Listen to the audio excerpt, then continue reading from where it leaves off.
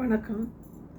நம்மளோட சேனலில் வந்து இன்றைக்கி ஃபேமிலி ரிலேஷன் அப்புறம் வந்து நிறைய ப்ராப்ளம்ஸ் பற்றி நான் பேசணும்னு நான் நினைக்கிறேன். ஏன் அப்படின்னா நிறைய பேர் கமெண்ட்ஸ் பண்ணியிருக்காங்க, மேம் நீங்கள் ஃபேமிலியை பற்றி கொஞ்சம் பேசுங்க, ஃபேமிலியில் உள்ள ப்ராப்ளம்ஸ் பற்றி பேசுங்க அப்படின்னு சொல்லிட்டு. ஃபேமிலினா எல்லார் ஃபேமிலியும் இருக்கிறது ப்ராப்ளம், எல்லார் ஃபேமிலியும் இருக்க தான் செய்யுது. இப்போ ப்ராப்ளம் இல்லாத ஃபேமிலியே கிடையாது. அப்புறம் நம்ம வந்து எல்லா ஃபேமிலிலையும் ப்ராப்ளம் இருக்குது, எல்லாத்துக்கும் தெரிஞ்ச விஷயந்தான். சரி, அதனால உங்களுக்கு ஏதாவது பிரயோஜனமாக இருக்குன்னா நான் கண்டிப்பாக அதை பற்றி நான் பேசுகிறேன்.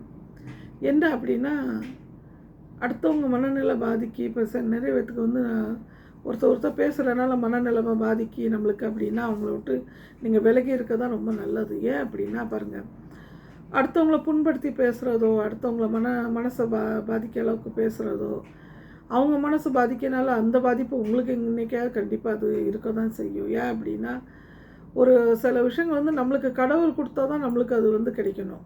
அது அடுத்தவங்கள நம்ம வந்து பறித்து வாங்கணும், அடுத்தவங்கள புண்படுத்தணும், அடுத்தவங்கள கஷ்டப்படுத்தி நம்மளுக்கு வந்து சந்தோஷம் கிடைக்கும் அப்படின்னா அந்த ஜென்மத்தில் அது கிடைக்காது.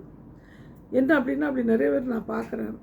அவங்கவுங்க பண்ணுறதுக்கு அவங்கவுங்களுக்கு நிறைய தண்டனைகள் கிடைக்கி அதை சிலவங்க பார்த்து கூட திருந்த மாட்டேங்காங்கன்னு அது ஒரு அதிசயமாக இருக்குது. ஏன் அப்படின்னா, ஒருத்தங்க பேசுகிற பேச்சு, ஒருத்தங்க ஆடுற ஆட்டம், ஒருத்தங்களை வந்து ரொம்ப வேதனைப்படுத்தினால அவங்களோட லைஃப் வந்து கடைசியில் எப்படி இருக்குது, எப்படி ஆகுது, வாழும் போதே எப்படிலாம் ஆயிடுது, அப்படி வந்து ரொம்பவே பார்த்தும் கண்ணால் பார்த்தும் சிலவங்க வந்து அதை மாற மாட்டேங்காங்க. அது வந்து அந்த மாற்றங்கள் நம்ம வந்து என்னெல்லாமோ லைஃப்பில் வந்து மனுஷனுக்கு உயிரை தவிர வேறு எதுவுமே பெருசு கிடையாது. சொத்து சோகம் வந்து காசு பணம் எதுவுமே நம்ம கூட வரப்போகிறது எதுவுமே கிடையாது. நம்ம கூட வரப்போகிறது ஒன்றே ஒன்று, நம்ம வந்து நல்ல கர்மா. நம்ம என்ன நல்ல கர்மா பண்ணுறோமோ, நல்ல விஷயங்கள் பண்ணுறோமோ அதுதான் நம்மளோட வரும். நம்மளுக்கு கடவுளும் நம்ம கூட நிற்பாங்க. நம்ம வந்து ஒரு எந்த வகையான கஷ்டமான காலத்துலேயும் இல்லைன்னா நம்ம எப்படியும் நம்ம ஒரு அந்த கடவுளோட புண்ணியம் வந்து நம்மளுக்கு கண்டிப்பாக நம்ம கும்பிடுத குலதெய்வம் எல்லாமே நம்ம கூட ஒன்றாவே நிற்பாங்க. அது எப்போ நிற்பாங்க அப்படின்னா, ஃபஸ்ட்டு நம்மளோட மனசு சுத்தமாக இருக்கணும். ப்ளஸ்ஸு நம்மளோட வந்து அடுத்தவங்களுக்காக கெட்ட எண்ணங்கள் இருக்கக்கூடாது. நம்மளோட எண்ணங்கள் வந்து மாறணும். நம்ம வாழ்க்கை பூரா வயிறறிஞ்சிக்கிட்டு, வாழ்க்கை பூரா அடுத்தவங்கள திட்டிக்கிட்டு, வாழ்க்கை பூரா அடுத்தவங்கள பேசிக்கிட்டு இருக்கனால கிடைக்க போகிற எதுவுமே கிடையாது. நம்மளுக்குன்னு என்ன கிடைக்குமோ அதுதான் கிடைக்கும். இப்போ நம்ம வந்து அது ஒரு தப்பான வழியாக பொழைச்சிக்கிட்டு, நம்ம வந்து தப்பான இது பண்ணிக்கிட்டு நம்ம அடுத்தவங்கள வந்து அதை பேசுகிறது வந்து ரொம்பவே தப்பு. ஃபஸ்ட்டு ஒரு லைஃப்பில் வந்து நம்மளை மாற்றிக்கிடணும். அடுத்தவங்க நம்ம மாறணும், அடுத்தவங்கள மாற்றணும்னு நினைக்கக்கூடாது. இன்றைக்கி நிறைய பேர் என்கிட்ட கமெண்ட்ஸ் பண்ணி நிறைய பேர் வந்து எனக்கு வந்து தமிழே தெரியாமல் எனக்கு சரியாக பேச தெரியாது அப்படின்னு சொல்லி எனக்கு நிறைய பேர் பேசுனாங்க. ஏன் அப்படின்னா, எங்கள் வீட்டு ஆளுங்க பேசுனாங்க. ஏன் அப்படின்னா, நான் பிறந்து வளர்ந்தது எல்லாமே மகாராஷ்டிராவில், படித்தது ஃபுல்லாக மகாராஷ்டிராவில். ஆனால் எனக்குன்னு ஒரு நம்ம தமிழ் மண்ணுக்கு எதாவது நல்லா செய்யணும் அப்படின்னு சொல்லிட்டு ஒரு ஆசை இருந்தது. அதனால தான் நான் தமிழ் பேசணும், எனக்கு வந்து தமிழ் தெரியாது, தமிழ் பேச தெரியாது அப்படின்னு சொல்லி நிறைய பேர் பேசுனாக்காக நான் கண்டிப்பாகவே தமிழ் வீடியோஸ் பண்ணணும் அப்படின்னு சொல்லிட்டு ஒரு ஆசையில் தான் நான் தமிழ் சமையல் வீடியோவும் ஆரம்பிச்சிருக்கிறேன், தமிழ் சமையல் வீடியோ ஆரம்பிச்சிருக்கிறேன். ப்ளஸ் தமிழ் மோட்டிவேஷ்னல் ஸ்பீக்கர்னா அதனால் நான் தமிழில் வந்து பேசுகிறேன். ஏன் அப்படின்னா என்னோடய முயற்சி வந்து அதுதான், நம்ம தமிழ் மண்ணுக்கு ஏதாவது பண்ணணும் அப்படின்ட்டு. யார் யார் எனக்கு வந்து இவளுக்கு பேச தெரியாது, சும்மா இவங்க எதாவது பேசுவா, இவளுக்கு என்ன பேச தெரியும் அப்படின்னு சொல்லிட்டு கேட்குறவங்களுக்கு நான் இது வந்து பதில் அடியாக கொடுக்கணும்னு நினச்சிக்கிட்டு தான் நான் தமிழ் பேச படித்தது. ஏன் அப்படின்னா, நம்ம தமிழ் பேசுகிற அதுவும் நான் தமிழ் மக்களுக்கு நல்லா செய்யணும், நம்மளுக்கு ஏதாவது நம்மளால் அவங்களுக்கு ஏதாவது ஒரு பிரயோஜனம் இருக்கணும், நம்மளால் ஏதாவது ஒரு பிஸ்னஸ் ஐடியாஸ் கிடைக்கணும் அப்படின்னு சொல்லிட்டு தான் நான் வந்து இந்த வீடியோ வந்து நான் பண்ண ஆரம்பித்தது. ஆனால் வந்து நான் பார்த்த நிறைய பேர் வந்து ரொம்ப ஒரு சீப்பான கேரக்டரில் இருக்காங்க. ஏன் அப்படின்னா, நம்ம என்ன, நம்ம எப்படி, நம்மளை வந்து நம்ம என்ன லெவலில் இருக்கோம், நம்ம என்ன லெவலில் வாழ்கிறோம், நம்ம எப்படி பொழைச்சிருக்கிறோம், நம்ம எப்படி பொழைக்கலாம் அது பார்க்கவே மாட்டேங்கிறாங்க.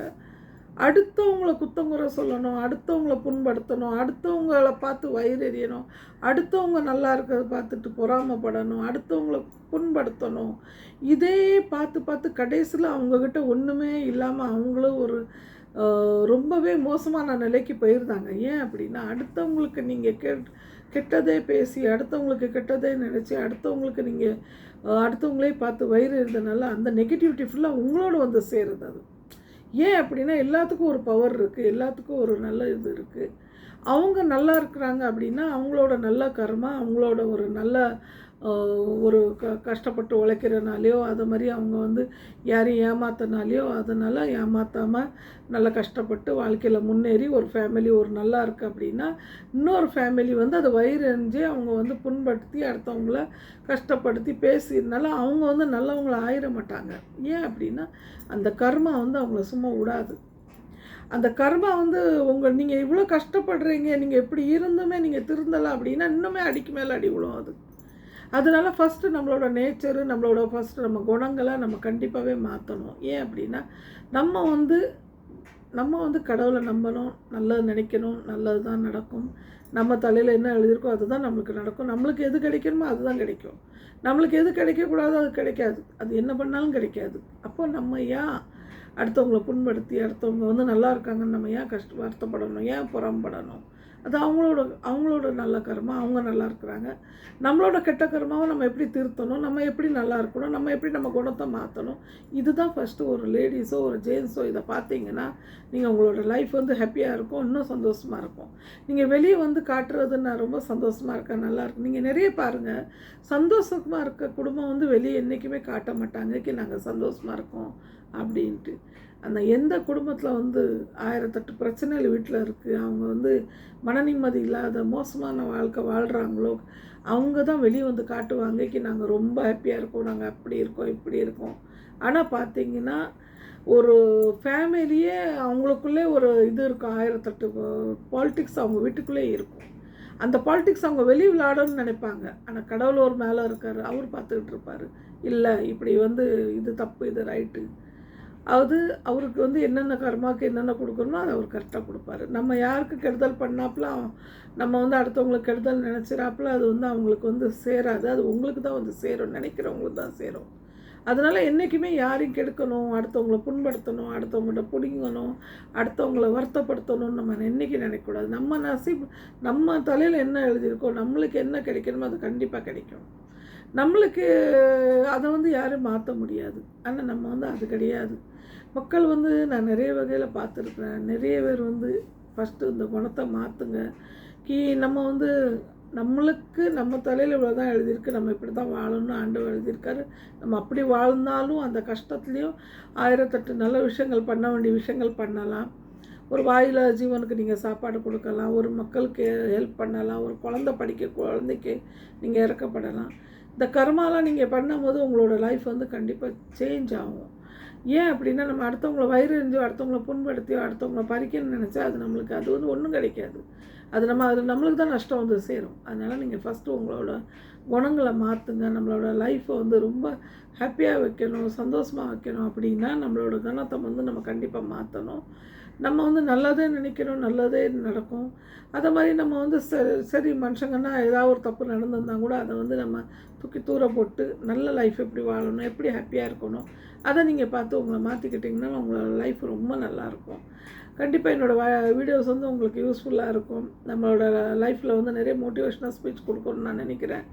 நிறைய பிஸ்னஸ் ஐடியாஸ் கொடுக்குறேன். என்னோடய சேனலை வந்து நீங்கள் சப்ஸ்கிரைப் பண்ணுங்கள்.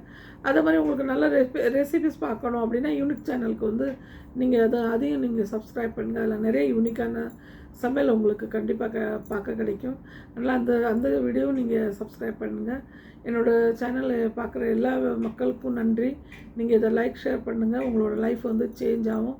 கண்டிப்பாக உங்களோட லைஃப்பில் வந்து நிறைய விஷயங்கள் மாறும். நான் நிறைய டெக்னிக் சொல்லிக் கொடுக்க போகிறேன். போன டெக்னிக் சொல்லிக் கொடுக்க போகிறேன், மெடிடேஷன் சொல்லிக் கொடுக்க போகிறேன்.